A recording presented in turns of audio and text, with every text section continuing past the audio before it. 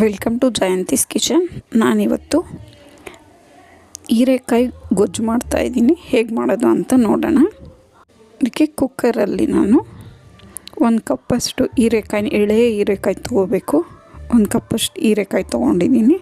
3 ಒಣಮೆಣಸಿನ್ಕಾಯಿ, 1 ಇಂಚಷ್ಟು ಹುಣಸೆಹಣ್ಣು, 1 ಟೊಮೊಟೊ, 2 ಎಸ್ಲು ಬೆಳ್ಳುಳ್ಳಿ. ಇದಕ್ಕೆ ಒಂದು ಸ್ವಲ್ಪ ನೀರು ಸೇರಿಸ್ಕೊಂಡು, ಒಂದು ಅರ್ಧ ಈರುಳ್ಳಿ ಸೇರಿಸ್ಕೊಂಡಿದ್ದೀನಿ. ನೀರು ಸೇರಿಸ್ಕೊಂಡು ಇದನ್ನು ಚೆನ್ನಾಗಿ ಬೇಯಿಸ್ಕೊಂಬರೋಣ. ಕುಕ್ಕರ್ ಕ್ಲೋಸ್ ಮಾಡಿಕೊಂಡು ಇದೆಲ್ಲ ಚೆನ್ನಾಗಿ ಬೆಂದಿದೆ. ಈಗ ಇದನ್ನು ಇದೇ ರೀತಿ ಸೌಟಲ್ಲಿ ಚೆನ್ನಾಗಿ ಸ್ಮ್ಯಾಶ್ ಮಾಡ್ಕೊಬೇಕು. ಮಸಿಯೋ ಕೋಲಿದ್ರು ಅದರಲ್ಲಿ ಮಸ್ಕೊಂಡ್ರೂ ಆಗುತ್ತೆ. ಇಲ್ಲ ಅಂದಾಗ ಈ ರೀತಿ ಸ್ಮ್ಯಾಶ್ ಮಾಡ್ಕೋಬೇಕು ನುಣ್ಣಗೆ. ಇಲ್ಲಾಂದರೆ ಮಿಕ್ಸಿಯಲ್ಲಿ 1 ರೌಂಡ್ ತಿರುಗಿಸ್ಕೋಬೇಕು.